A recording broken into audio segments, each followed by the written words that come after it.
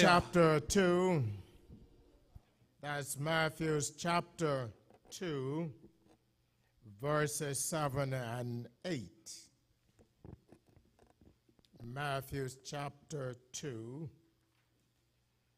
verse 7 and 8. Verse 7 reads, Then Herod, when he had privately called the wise men, inquired of them diligently what time the star appeared.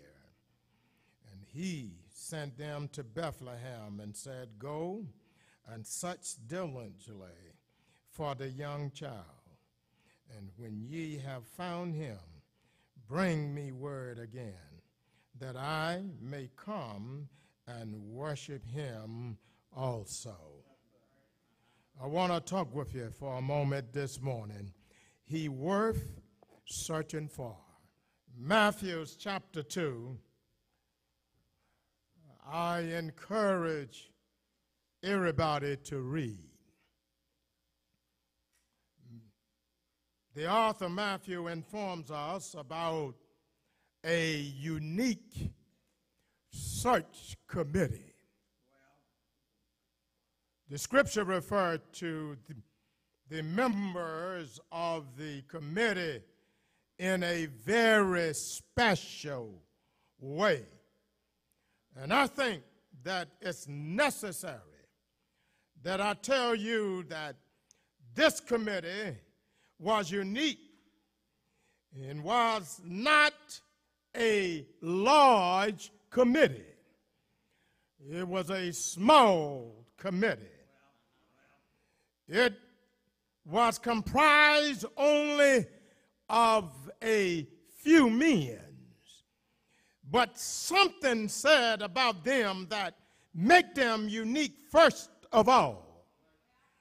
They are referred to, every member on this committee was referred to as wise men.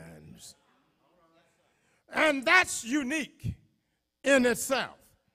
It's hard to find any committee with every member on that committee being wise.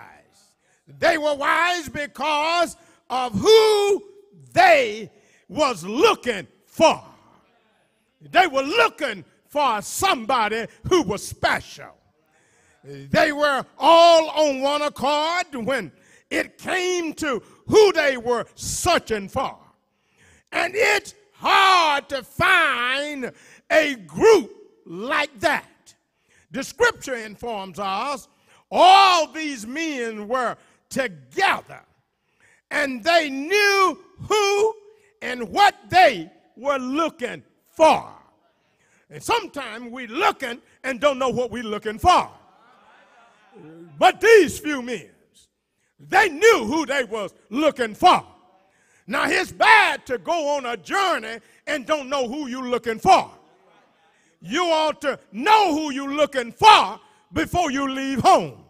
So we find they knew who they looking for. And they were together on it. They were solid on it. And they all looking for Jesus. I wonder how many came in the house looking for Jesus this morning. You didn't come looking for me. You didn't come looking for this male chorus. Your purpose for coming here is to find Jesus. Are y'all in here? Matter of fact, if you come looking for me, you come looking at a weak man. If you come looking for somebody sitting next to you, they are weak. And so you looking for the wrong person. But if you're looking for Jesus, he is faultless. In other words, Jesus is the main character of your life. Matter of fact, every morning you get up, Jesus ought to be the center of your life. Because when you get up, it was only Jesus that woke you up this morning. So I come to tell you, you ought to know who you're looking for. So, and they were together on it. They were solid on it. And they were all looking for Jesus. But can I tell you something about these men? They were influential men of learning and of power. They just weren't no ordinary men. These men were influential. In other words, they were skilled men. They were skilled in philosophy. They were skilled in astrology.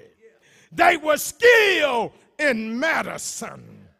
And this group of men was unique. And they knew what they were searching of. And they knew who they wanted. And I don't know, maybe you don't know who you came here wanting this morning. But if you came to church to worship Jesus, then Jesus is who you want. Are y'all in here? So they dealing with something. They knew what they were searching for. Now, we don't want no substitute. I didn't come in here needing somebody to substitute in place of Jesus. Because we got too many faults. If we came in here looking for somebody else other than Jesus, then you're looking for a weak person.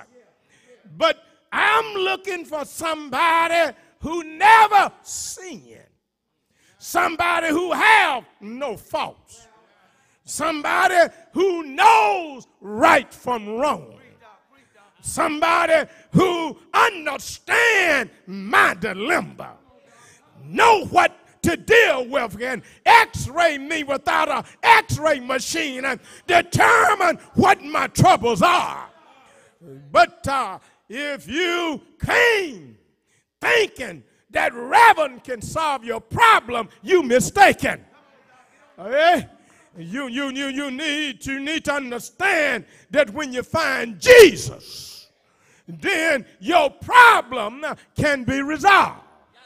Now, don't come looking for me because I don't have the answer to all your troubles. But listen, if you're looking for somebody, you ought to be looking for somebody that can understand your situation. So I don't want no substitute. I want the real thing. You look at Coca-Cola commercial years ago, it said it was the real thing. Now you can make some Kool-Aid, but it either be too sweet or too bitter. But when you got the real thing, then you know what to do. Look at verse 2. I want to walk you through verse 2. Say, where is he that is born King of the Jews? That's the question. Where is he? For we have seen his star in the east and are come to worship him. They had been looking for a sign, and they was obviously familiar with the Hebrew prophecy that said what thing would be like when the Messiah was born. Brothers and sisters, they was watching for a sign. Scripture tells us that one night, while they were watching the heavens, peering upward, they saw a new star. A star brighter than any of the other stars. A star that hadn't been seen there before. A new star in the heaven, because a new star had come to earth. The bright and morning star had already been born in Bethlehem. And they was watching, and they saw the new star, Ziegler, and they saw it as a sign. They was watching. Pick it when you watch, you can see things that other folks overlook. I learned one thing, that the Bible says you ought to watch as well as pray. In their watching, when they saw the new star, they knew right away that this was the signal that the man that they had been waiting on, that special baby that would be born, had come. When you know and you are a child of God, one thing that God would do, he'll show you the way. I wish I had somebody in here. Even though it looked like things ain't going to go well, but if Christ is in you, God has a way of showing you the right way. They left from where they were.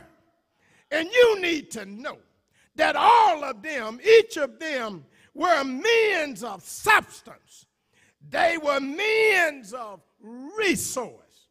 They were men of men. They were men of wealth. And when they left going, I can see them, brothers and sisters, they went by camel, sitting up on their backs. And brothers and sisters, they made their way in search of Jesus. And I come to find out that everything you search for, you don't find it right away. I wish I had some help. You want it right away. But everything you want, you can't get it right away. God will have to take you up some mountains and round some mountains, and then you're going to have to experience some ups and downs before God give it to you.